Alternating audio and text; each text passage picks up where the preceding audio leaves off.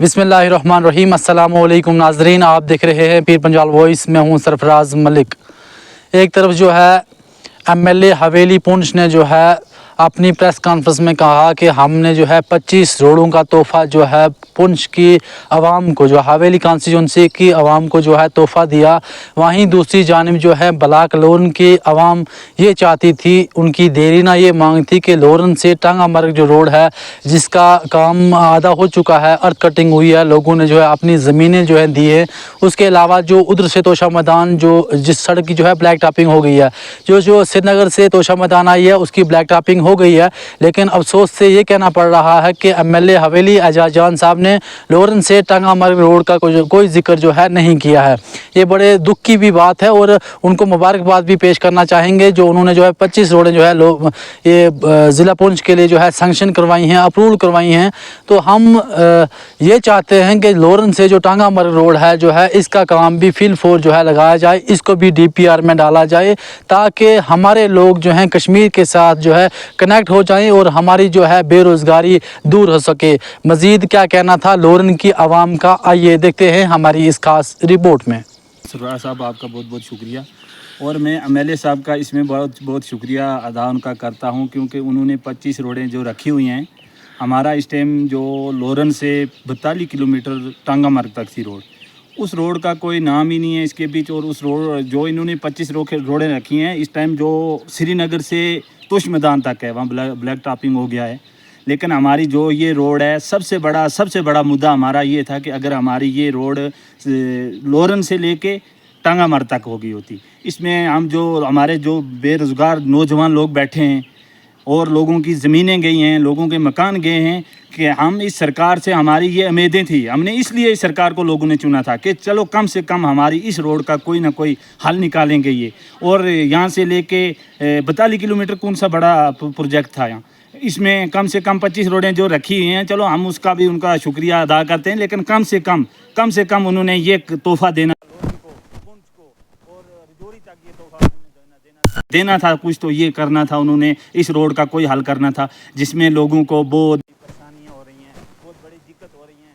इस वक्त यहाँ 40 किलोमीटर कोई बड़ा नहीं था, इसमें अगर उन्होंने कम से कम ये हमें दे दिया होता तो हम इनका मर्कज़ी सरकार का एमएलए साहब का बहुत बहुत मशकूर थे। लेकिन हमें इसमें कुछ नहीं मिला, खाली दावे, झूठे दावे किए लोगों के साथ। और ये इसमें जो ये हमारी रोड है इसकी बुरी खस्ती हालत है। हमने सब जगह, हमने हर जगह इसके रोना धोना किया, लेकिन इसमें किसी ने हमारी सुनाई जो है वो नहीं की है।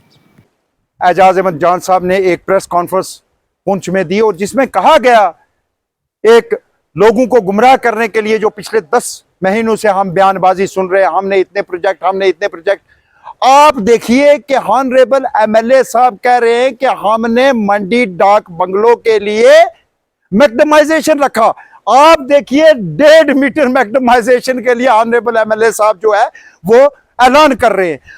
अवाम की जो मुश्किलात है, अवाम सावजिया, अवाम लोरन, अवाम अड़ाई, अवाम छेला डांगरी, अवाम सलूनिया, अवाम बायला, ये जो रोडों की खस्ता हालत है, अवाम चाहती है कि इन रोडों के अंदर ये जो खड्डे बने हुए हैं, इन खड्डों को भरने के लिए पैसा जो है वो वागुजार करवाया जाए।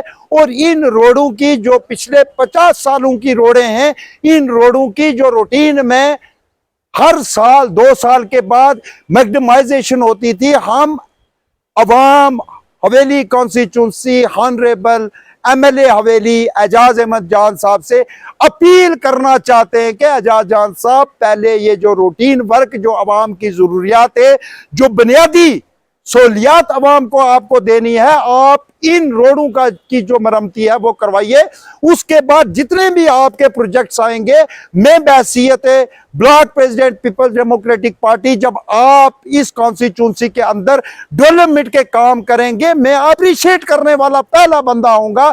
लेकिन जब आप अवाम को गुमराह करते रहेंगे, गुमराह कुन बयान देते रहेंगे, नेशनल कॉन्फ्रेंस की सरकार के अंदर एक 10 या 20 लोगों का सिर्फ टोला है, जिस टोले को ऑनरेबल चीफ मिनिस्टर साहब लीड कर रहे हैं। खाली गुमराह कुन बयान, एक दिन कहते हैं सारे पावर एलजी के पास है, मेरे पास कुछ है ही नहीं। दूसरे दिन एक बड़े होटल से, 5 स्टार होटल से निकलते हैं तो कहते हैं मीडिया को, कहते हैं मीडिया को एड्रेस करते हैं और कहते हैं कि मैंने कब कहा कि एलजी के पास।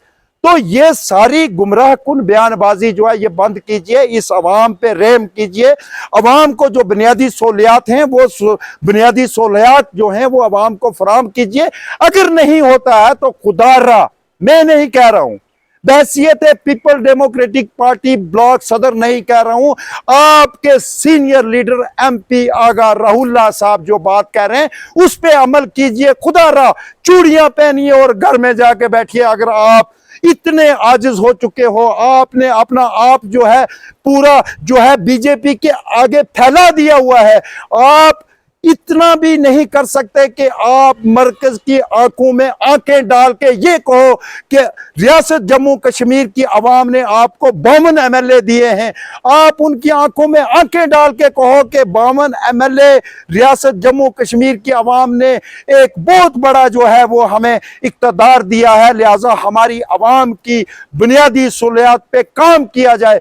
आप सिर्फ एक बात को लेके रटा लगाए हुए हो। आपने 370-35 पे इलेक्शन लड़ा, आप अगले दिन आप चीफ मिनिस्टर बने, दूसरे दिन आपका नाम हो गया मिस्टर यू टर्न। आपने लोगों को 1 लाख नौजवानों को रोजगार देने का वादा करके आपने इलेक्शन लड़ा और वो आप बिल्कुल 1 साल हो गया। आप मुझे बताइए, एक अली मोहम्मद सागर साहब के भतीजे के बगैर आपने इस रियासत के किस नौजवान को नौकरी दी? 0। आप वहां भी मिस्टर यू टर्न, आपने इस अवाम को धोखा दिया है। अब मैं आपको फिर दोहराऊंगा कि आप खुदारा आगा राहुल्ला साहब की बात पे अमल कीजिए, चूड़ियां डालिए और आप घर चले जाइए।